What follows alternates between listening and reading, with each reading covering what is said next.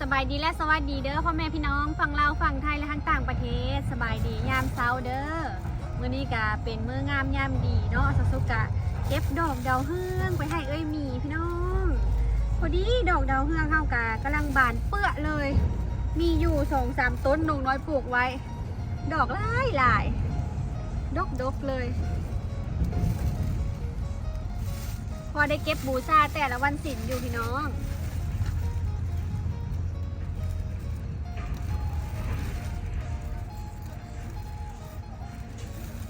ดอกน้อยดอกใหญ่ปนกัน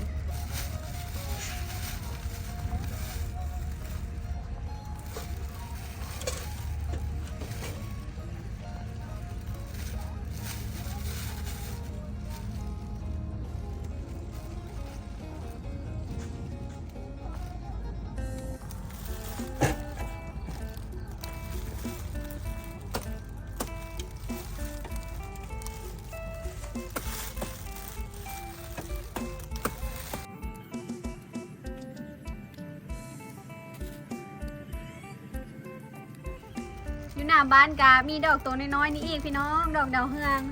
พอดีได้ใส่ผ้าขวัญขันมักเบ่งเลยดอกน้อยๆแบบนี้นะงามเดี๋ยวเพิ่นแก่แล้วเฮาก็สิเก็บไว้เฮ็ดแนวอีกนี่พี่น้องเก็บไปหวานเพิ่นก็เกิด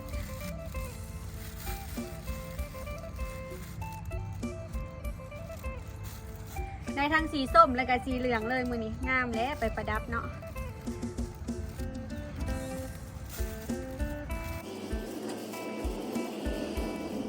สบายดีและสวัสดีจ้าพี่น้อง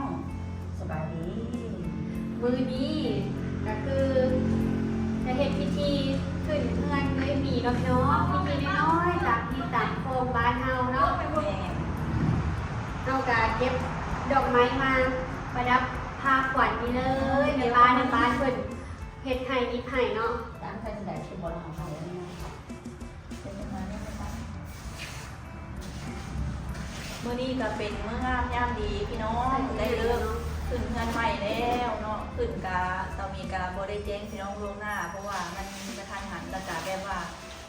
อยากขึ้นให้มันแล้วเป็นตามที่ตามคลองอะไรน้องพี่น้องเลยยักใหญ่น้อยผูกแขนเห็ดปลาเข้าแล้วก็น้องตัวเกียวพี่น้องเอ้ยสบายดีเด้อพ่อแม่พี่น้องจัดการคลองมาให้ทั้งใบย่อมใบย่อต้นกล้วยต้นอ้อยน้องตัวเกียวจัดการมาให้ทั้งใส่น้ำตีบูดตีไผ่แล้วจังพาพี่น้องลงไปเบิ่งเนาะต่อยกันเฮ็ดคนละไม้คนละมือพี่น้องเลยแล้วมันก็สำเร็จแต่ขันห้าขันแปดละแต่ละเอาไปเป็นอันใช่แต่ขันห้าก็ได้แล้วขันห้าเดือนเทียนหัววันไปเก็บดอกพุดดูวันน้ำกระจายลงไปเนาะดอกพุดมุ่งหน้าให้คุณมีบอกแล้วมันมีได้ใส่อันนี้นะไม่บอกไม่เอาคนมีขอต้องตัดบางทีเอาจ่าเอาผ่านดอกใหญ่ใส่ที่ชุนด้วยดอกใส่แค่ประดับโซงสีไปเลยเราแล้วนำสีส้มกระเทียมพอดีมีดอกไม้แน่ทำรถเบนจะใช้ไทยแน่แอนติ๊กหมูเปิดบ้านด้วยน้องวันนี้กับรู้สึกดีใจพี่น้องเอ้ยเนาะทางแม่ทางน้องกับส่วนเอาขนาดเลยเผื่อยังไงมันแบบสำเร็จรุ่ร่วงไปได้ดีเนาะเวลาเฮาอันได้เฮ็ดอย่างที่เรียบร้อยแล้วเฮาก็สบายใจเนาะแม่จังหน่อยพี่น้องเอ้ยแม่เพิ่นจะสิพาไปนายผ้าหวานเนาะอันนี้เลยอันนี้คือผ้าหวานนายจะถิ่นจะทานจะที่ไปพี่น้องน้อยจากกระดังก้อยซีนเคล็ดลับเนาะน้ำส้มน้ำหวานพี่น้องอันนี้เขาสิเอาไปนายผ้าหวานต่อยกันคนละไม้คนละมือจังหน่อยกันนั่นสำเร็จแล้ว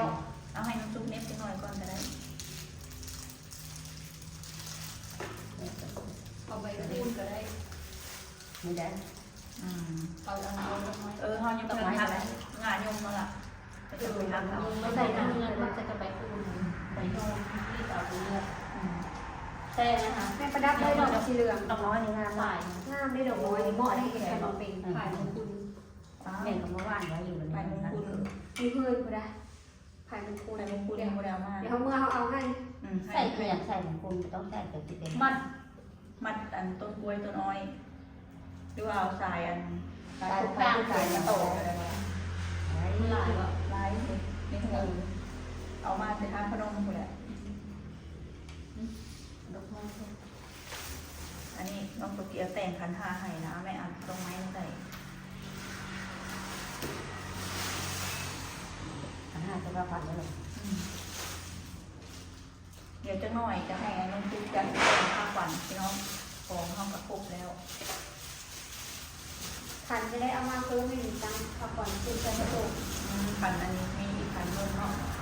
ขันแค่นี้งามเหลืองอลามขนาดเลยพี่น้องพอประดับดอกดาวเฮืองใส่แล้วป้าใหญ่ขึ้นมาทันทีเลยว่าดอกไม้เขามันดอกใหญ่มาประดับพาขวัญแล้วเฮ็ดให้แบบงามขึ้นหลาย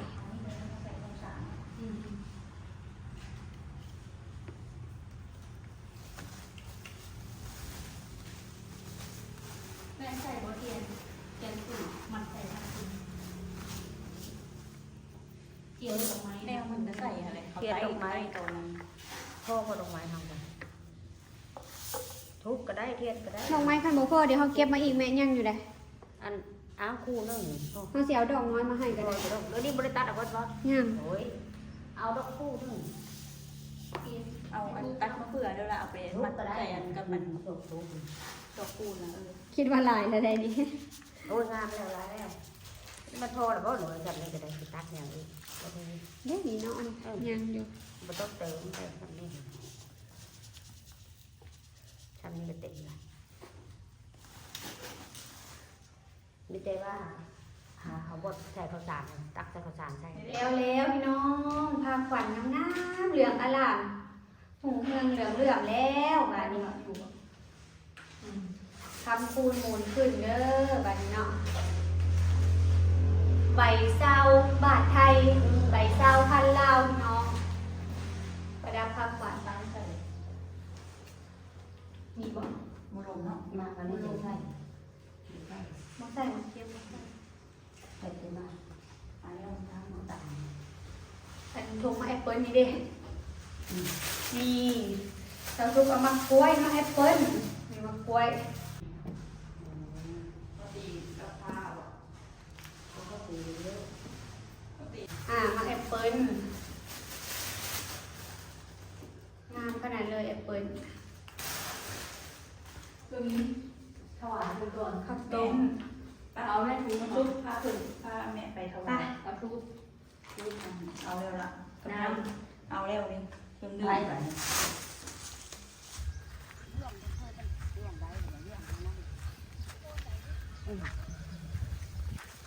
มาบานนี้เฮากันสิพากันมา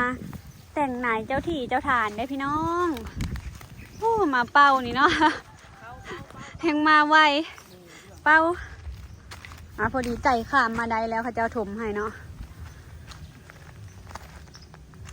มาแล้วพี่น้องวันนี้ก็ให้คุณสิพามานายข้าวหวานเจ้าถิ่นเจ้าฐาน หรือว่ามาถวายเจ้าที่ แม่น วางเลยนะแม่ กับไผ่ครับ เอามาแล้วเอามาแล้ว ใส่ทุก เป่าหยุดเด้อเป่าเด้อ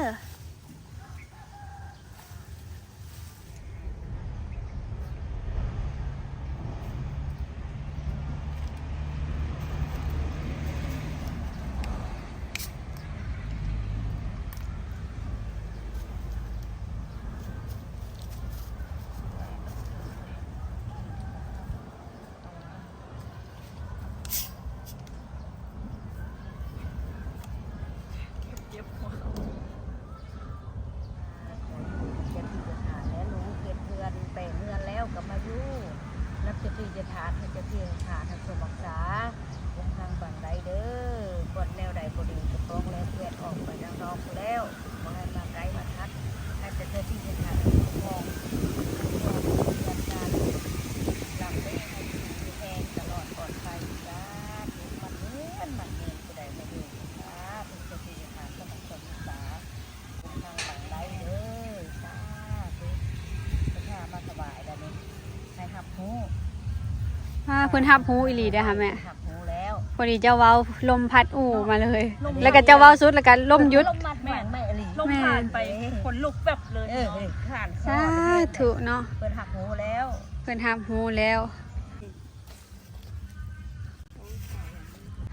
กินจะเม่นปากของภาคกับเม่นใจให้ ให้อยู่เย็นเป็นสุขสุขกายสบายใจบาดนี้ ดูดดึงมาเงินค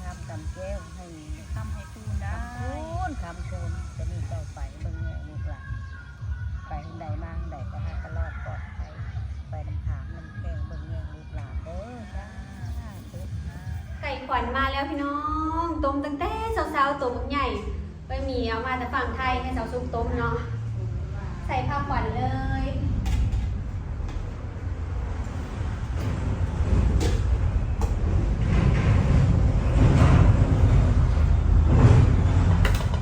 มื้อนี้ก็เฮ็ดเมนูลาบน้ำพี่น้องไปมีก็เฮ็ดลวกกุ้งเนาะแจ่วซีฟู้ดหอยแครงพี่น้องแล้วก็ลาบเนื้องัวขาดบ่ได้เวลามีงานอยู่บ้านเฮาเนาะมีซุปมีลาบเป็นว่าเฮ็ดลาบ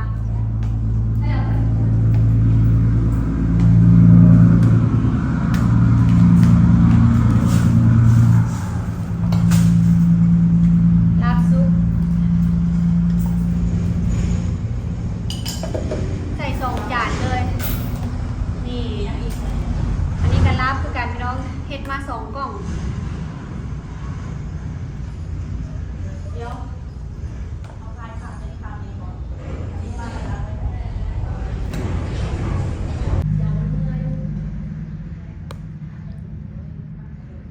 มีผักกับน้ำผักชีผักกาดเนาะกับลาบ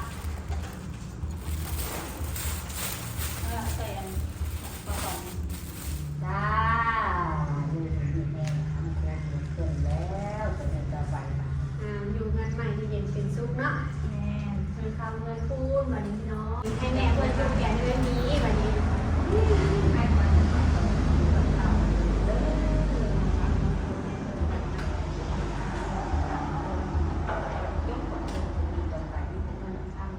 ไรมากที่แม่ทำเนี่ยเส้นที่แม่ของไก่เลย ไก่ใส่เอาไปอันนี้สตุกาสิคุกแขนเอ้ยหมีเนาะ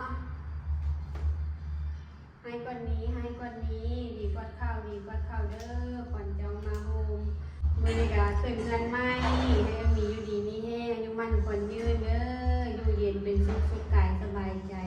อันนี้มันคนยืนอยู่แล้วเฮงๆรวยๆขึ้นกว่าเก่าเด้ออยู่ได้ต่อไป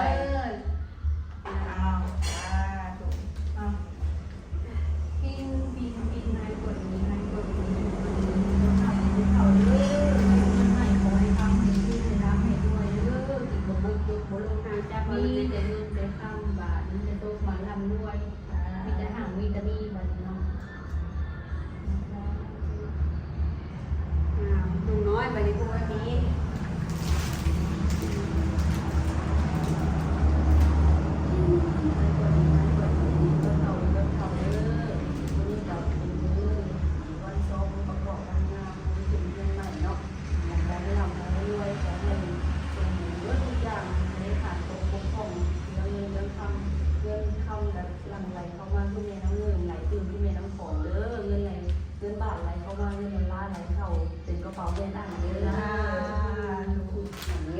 ดีใจแล้วไม่มีเลยนะมันดีน้องเลย จับจ้า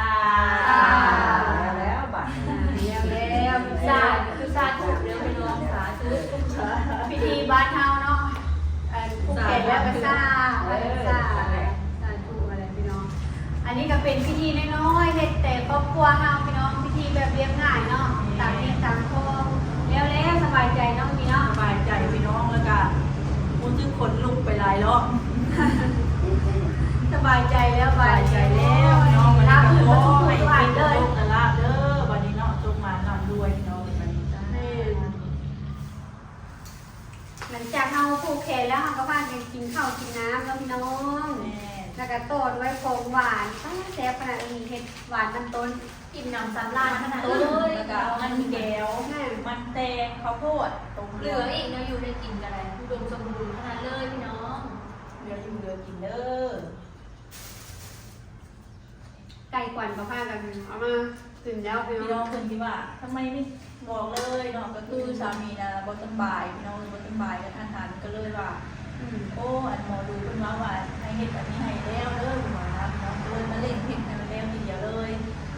ยานว่าเพิ่นพักเพิ่นช่วงอย่างบ่นะเป็นวินพี่น้องมี มันมีเป็นวิ่ง หา เป็ กระ น พื้ ว่าน หากระพื้นไข่แล้วก็พื้นวินแล้วก็ มือต่อมาก็มาเลยเนาะ เล่นเลยได้พี่น้องก็มีก็ เร่งเฮ็ดให้แล้วเลยสบายใจบรรยากาศเมื่อคืนนี่ก็นอนก็บ่อยากหลับพี่น้องเลยคิดแบบอยังให้แล้วไวๆเด้ว่าซั่นขอให้สะดวกราบรื่นว่ะราบรื่นอดีพี่น้องเอ้ยทั้งแม่ทั้งน้องก็สู้ว่าหนาวทุกอย่างเลยมาเฮ็ดซอยกันเอง รับลื่นก็ทุกอันเลยพี่น้องเลยแล้วอ่ะประสบผลสำเร็จแล้วเนาะของอยู่ของกินก็รับก้อยอย่างก็ย่างเรือนะพี่น้อง แม่พี่น้องนี่เฮาไปกินข้าวต้มขนมนี่ก็ข้าวต้มหมูพี่น้องข้าวต้มหมูข้าวต้มกล้วย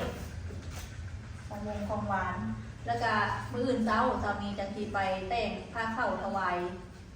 จังหันเช้าพี่น้องมื้ออื่นเนาะ ตรงวัดตะเจ้า ยังว่าจะเจ้ามื้ออื่น หวานนี่เองขนมดีกันเนาะ หวานแห้ง ที่ตัวเดียวกันเลยเล็กน้อยมากเลย เมื่อยปิดไปปิดมาแล้วก็พาเด็กซ่อมเมื่อยก็ทุกคนมาเนี่ยต้องเป็นยัง พากันเช้าเมื่อยแล้วมือแม่คุณบอก มานอนเพื่อนคน พักก่อน พักผ่อน พากันพักผ่อนจังเลย เตรียมของแต่เมื่อวานเราทำวันนี้พี่น้อง